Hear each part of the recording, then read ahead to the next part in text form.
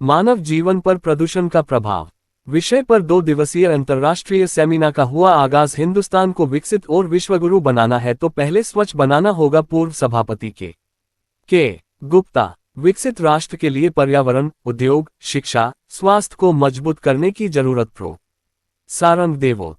स्वस्थ पर्यावरण के लिए युवाओं की भूमिका अहम। प्रो सारंग देवोत। उदयपुर 26 जून 2025। झीलों की नगरी उदयपुर से खबर। मनुष्य के जीवन यापन के लिए हम पूर्व में रोटी, कपड़ा और मकान को आवश्यक मानते थे, लेकिन विकास के आधुनिक दौर में अब मानव जीवन के लिए शुद्ध पानी, पर्यावरण आवश्यक हो गया है। हम कितना भी विकास कर ले, जब तक वायु, जल, भू प्रदूषण से मुक्त नहीं होगी तब तक हम विकसित राष्ट्र की श्रेणी में नहीं आ सकते हैं। हम अपनी तुलना विकासशील देशों से करते हैं, वह औसत आयु 82 वर्ष है और हमारे यह 62 वर्ष है। हमें पर्यावरण की महत्ता को समझना होगा। हर व्यक्ति ज्यादा जीना चाहता है लेकिन इस दिशा में काम करना नहीं चाहता। उक्त विचार गुरुवार को प्रतापनगर स्थित IT सभागार में राजस्थान विद्यापीठ के संघटक विज्ञान संकाय के जियोलॉजी विभाग की ओर से आयोजित मानव जीवन पर प्रदूषण का प्रभाव विषय पर आयोजित 2 दिवसीय सेमिनार के उद्घाटन सत्र में स्वच्छ भारत मिशन भारत सरकार के सदस्य एवं डूंगरपुर के पूर्व सभापति के गुप्ता ने बतौर मुख्य अतिथि व्यक्त किए। उन्होंने कहा कि 30,000 करोड़ का इन्वेस्टमेंट राइजिंग राजस्थान के माध्यम से राजस्थान में हो रहा है, जो राजस्थान को विकसित बनाने से कोई नहीं रोक सकता। हिंदुस्तान को विकसित और विश्वगुरु बनाना है तो पहले स्वच्छ बनाना होगा। स्वच्छता की कीमत को कोविड ने हम सभी को सिखा दिया, लेकिन हम पुनः उसी पड़ाव पर आ गए हैं। हर व्यक्ति को इसे समझना होगा। गुप्ता ने प्रधानमंत्री मोदी के द्वारा दिए गए नारे को याद दिलाते हुए कहा कि मोदी ने एक पौधा अपनी मां के नाम लगाने को कहा।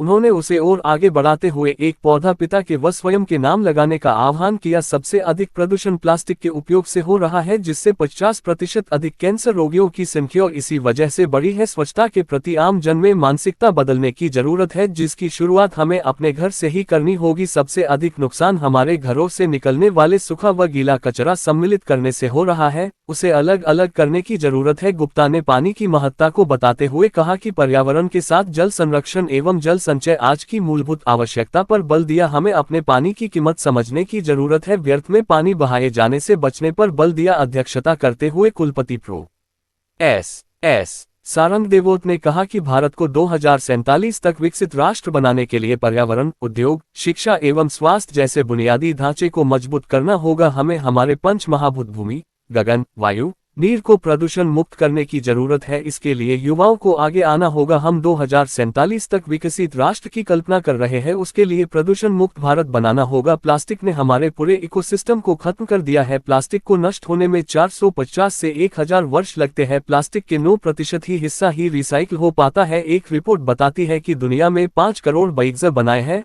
वो भी केवल 10% ही है। प्लास्टिक के इस भयावह आंकड़े को दृष्टिगोचर करते हुए देश दुनिया को इस हानिकारक पदार्थ से बचाने का संकल्प दिलाया। मुख्य वक्ता प्रो विमल शर्मा ने कहा कि जलवायु परिवर्तन, जैव विविधता में कमी व ग्लोबल वार्मिंग के परिणाम स्वरूप हुई प्रदूषण वृद्धि ने मानव शरीर व स्वास्थ्य पर प्रतिकूल प्रभाव डाला है। प्रति 1 डिग्री तापमान वृद्धि समय पूर्व अकाल मृत्यु की रिस्क को 3% तक बढ़ा सकता है। शहरों में बिछा सीमेंट, कंक्रीट व डामर की सड़कों आदि के परिणाम स्वरूप अर्बन हीट आइलैंड इफेक्ट होता है, जिससे शहरों के तापमान में 5 से 7 डिग्री की बढ़ोतरी होती है। जैव प्रौद्योगिकी द्वारा कैंसर जैसी भयावह बीमारी का प्रारंभिक अवस्था में पता लगाना, जीन एडिटिंग, बायोसेंसर, बायोरेमीडिएशन आदि करके मनुष्य के स्वास्थ्य को सुधारना संभव है। प्रारंभ में आयोजन सचिव डॉक्टर पूजा जोशी ने अतिथियों का स्वागत करते हुए बताया कि हाइब्रिड मोड पर आयोजित 2 दिवसीय अंतर्राष्ट्रीय सेमिनार में 250 से अधिक प्रतिभागी भाग ले रहे हैं। तकनीकी सत्र में डॉक्टर संगीता राठौड़, डॉक्टर विनीता राठौड़ ने अपने विचार व्यक्त किए। सेमिनार संयोजन डॉक्टर जय सिंह जोधा, डॉक्टर भावेश जोशी, सिद्धिमा शर्मा, लालिमा शर्मा, रूपेश सहित विद्यापीठ के डीन, डायरेक्ट, विद्यार्थी एवं स्कॉलर्स उपस्थित थे। संचालन सिद्धिका शर्मा ने किया, जबकि आभार डॉक्टर जय सिंह जोधा ने जताया। ये जानकारी कृष्णकांत कुमावत, निजी सचिव, जनार्दन राय, नगर विश्वविद्यालय उदयपुर में है। डूंगरपुर को आपने जो जिस स्वच्छता में जो कुछ दिया, वो देश के सामने एक एग्जाम्पल है। 2010 निरंतर आप 4 बार अध्यक्ष के रूप में आप सेवा कर रहे हैं। उदयपुर को भी आप ऐसे करना चाहते हैं और करेंगे भी। आप फरमाते हैं कि आप बहुत ही साधारण लेकिन असाधारण व्यक्ति हमेशा साधारण नजर आते हैं, साधन बताते हैं, लेकिन आप बहुत ही एक अद्भुत व्यक्ति हैं।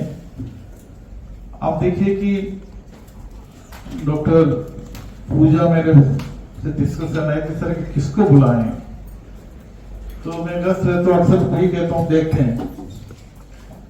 तो अगर सर अब तो क्या है कि कल तो एक ये है ही है, परसों तो मैं कि देखते हैं। तो मैं इस टॉपिक के हिसाब से किसको बुलाना चाह रहा था।